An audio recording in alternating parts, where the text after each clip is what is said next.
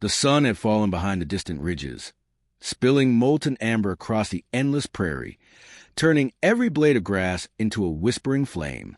A solitary cabin sat at the edge of a clearing, smoke curling lazily from its crooked chimney, a fragile promise of warmth in the vast loneliness.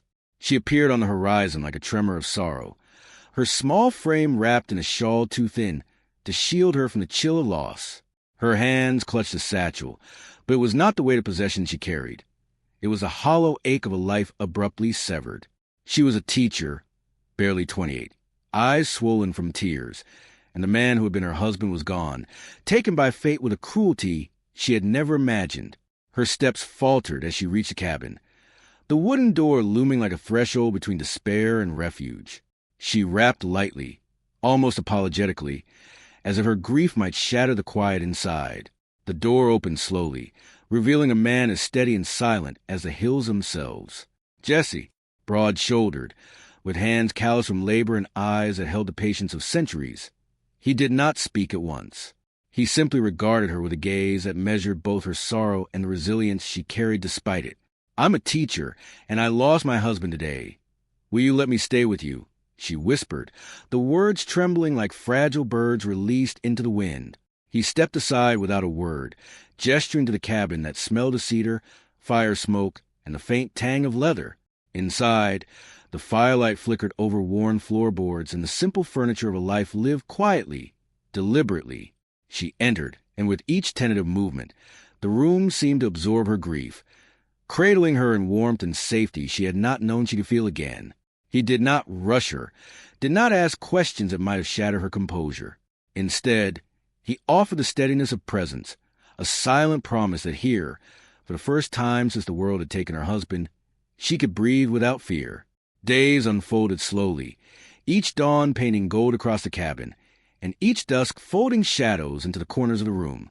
They spoke rarely, but words were unnecessary when silence could hold so much. Jesse chopped wood, repaired the weathered fence, and brought water from the creek without ceremony, each act of ordinary life carrying the weight of kindness. She graded lessons for children she would never meet, her pen scratching across paper like a heartbeat, and he observed quietly, offering small smiles that acknowledged her strength without intruding. The world outside could wait. Here, grief could be tended gently, and hope might creep in unnoticed. Side characters arrived in small, meaningful ways. Old Mrs. Cartwright from the neighboring homestead brought pies and a quiet chatter that reminded her home of laughter that had not died with her husband. A young stable boy appeared, timid but eager, seeking guidance from Jessie and sometimes glancing at her with shy admiration. They formed a backdrop to her mourning, a subtle chorus of humanity that reminded her she was not entirely alone.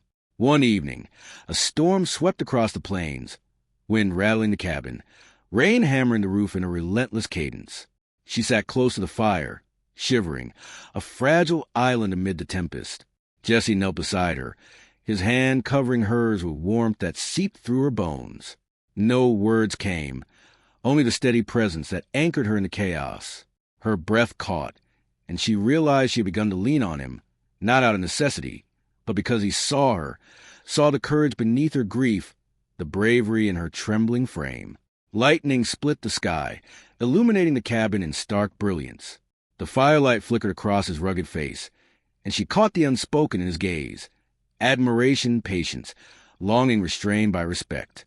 Then he spoke, voice low, careful, and trembling with the weight of his own restraint. "Every time I see you," he said, "I see more than sorrow. I see courage. I see warmth. I see the woman I've been waiting for. Even if I didn't know I was waiting at all, my heart has kept quiet vigil, hoping you would let me in." Tears spilled down her cheeks, catching the firelight like tiny stars, and a fragile smile broke across her lips for the first time since the world had gone dark. She felt seen, not as a widow, not as a teacher, not as someone broken, but as a soul brave enough to keep moving, brave enough to hope again. The storm outside softened to drizzle, the night itself seeming to hold its breath with them. They remained close, hands intertwined, hearts speaking where words could not. And in that silent communion, the prairie became witness to the birth of something tender, steady, and inevitable. Life could be cruel, But kindness could heal what the world had torn apart. Hold on to those who see you, who stay beside you, and do not fear opening your heart again. The fire crackled, the wind softened in that quiet cabin. Two hearts had found the courage to speak without words, to answer sorrow with hope, and to embrace the promise of love quietly, patiently, as it bloomed like the first light of dawn over the endless prairie.